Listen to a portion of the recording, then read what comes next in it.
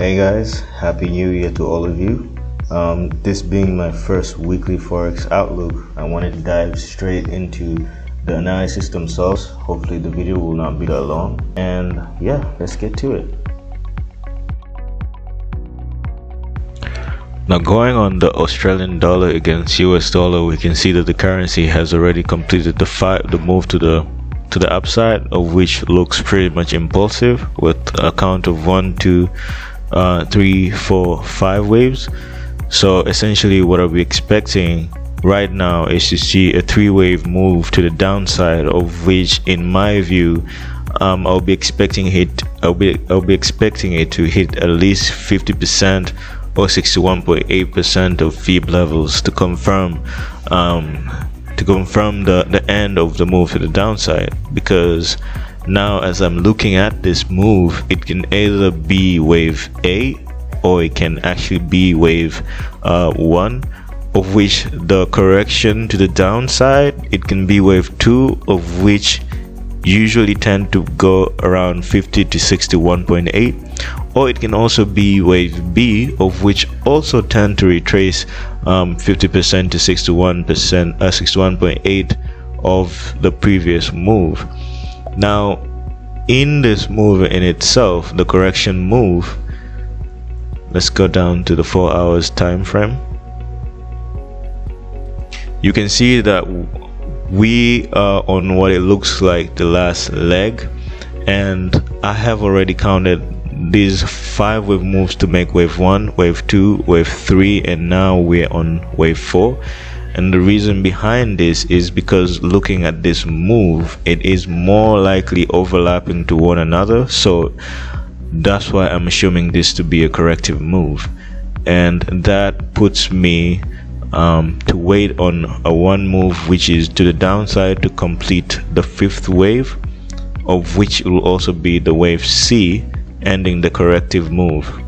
This is what I'll be waiting to see next week. So for the whole of next week, essentially I'll be looking to take up my sell setups, because I believe that we will be going down to finish the 5th wave.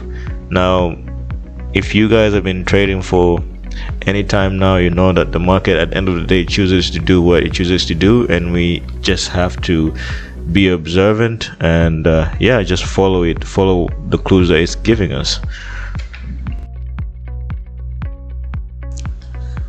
Alright, also on the Australian dollar Japanese yen, we can see that we already made an impulsive move with the 5 waves to the upside, of which for me this looks like more like wave 1.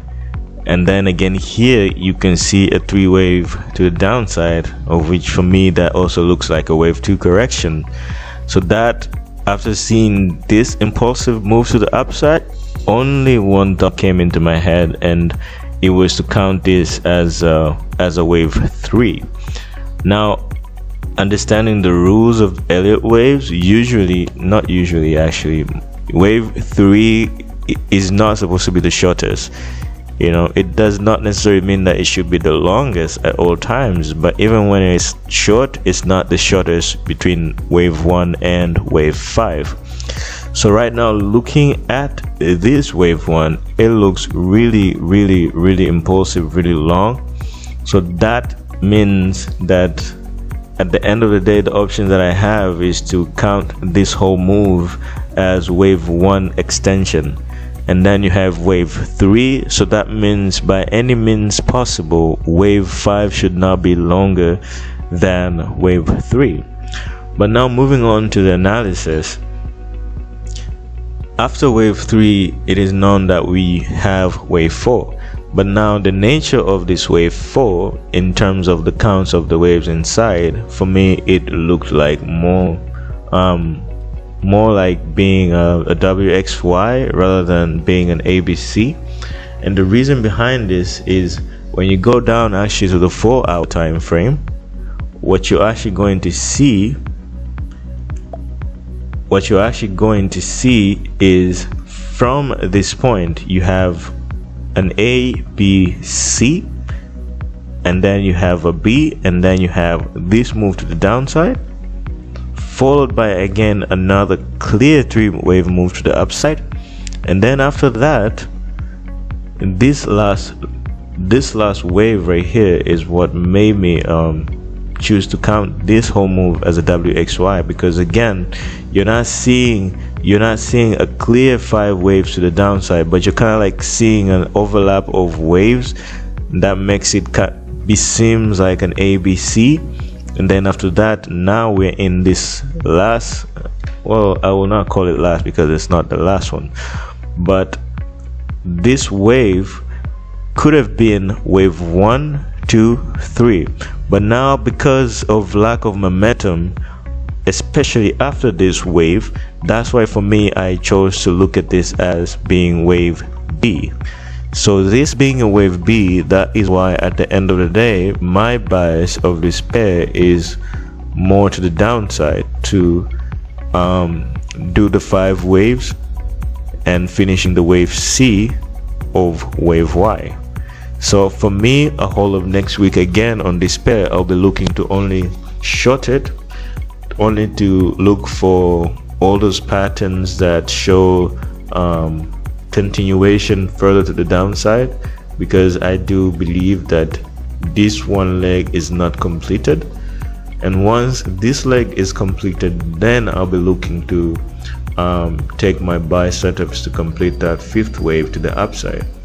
But for the whole of next week again, I will be looking to short the pair, because I still believe that the move is more likely to be on the downside than it is to the upside. All right, on the euro dollar in a daily time frame, you can see that there's this impulsive move to the upside, of which it can be counted as 1, 2, 3, 4, 5 to the upside. And most of the time, if not all the times, when you see an impulsive move, what usually comes after that is the corrective move. Now the nature of the corrective moves in themselves, it can vary from just being a zigzag, being a flat corrections, being a triangle, a flag, whatever pattern is going to take. But whenever you see an impulse, usually what comes after that is a corrective move. So after we did these 5 waves to the upside, what was expected is to see some kind of a corrective move to the downside. Now the corrective move to the downside, especially in such an impulse, you can expect it to come at least minimum of 50 to 61 percent on the fib levels, of which this corrective move has done so far. So far right now we've been ranging pretty much on the 61.8. So yeah, that is another good reason. And then also here, if you even take a look at the count of the waves themselves in your correction phase, I'm sorry, in your corrective wave, especially, you can count here as being wave A, wave B. Right now I believe we're in a 4th subwave of wave 3, going down to finish the 5th wave, and then we'll be remaining with 2 waves to complete the move, which is wave 4 of wave C and wave 5 of wave C. Now why did I choose to categorize this whole move as a subwave of wave 3? The reason why I did so is because if you take a look right here, you have a first wave, a second wave, and then you have this wave right here. Now I couldn't count this as being a wave 3 because that would be in violation of the rules, considering the fact that this wave is shorter than this and it is definitely shorter than this. So understanding that wave 3 cannot be the shortest wave, the only other option that I had, because this still looks impulsive, was to call this a subwave 1 of wave 3, a subwave 2 of wave 3. I'm sorry again, I'm not so sure what is going on with my trackpad here, but yeah, so this is a subwave 2 of wave 3, and now we are on a subwave 3 of wave 3 in a range of subwave 4 of wave 3 expecting to do wave 5 to complete the whole wave 3. So going down on a 4 hours time frame, pretty much my expectations in euro dollar will be the same, to see a reaction within this range, because this pair has been ranging since November 2011, and this range has been going on and on and on and on and on. So I am waiting to see a sort of like a confirmation to the bias that I have to the downside, but all in all, I'll be still paying attention to see what the market is doing, because most of the time the way that I at least trade, or the way that I choose to approach the market, is to be reactive and see what the market is doing before I make my move. But all in all, my bias is still to the downside. I still do expect euro dollar to finish this 5th wave before it goes up in corrective motion to tag wave 4 before we finish again wave 5 to complete the whole wave. All right, so that's the end of this weekly forex analysis, and so that to let you guys know that we did post last week analysis on our social media pages. So if you guys will go there and show us some love, we'll really appreciate it. The links to the accounts are down on the description below. Hope you guys have a great trading week, and be sure to like, subscribe, and comment below. We'll definitely like to hear from you, get more ideas and even feedback. So until next week, signing out.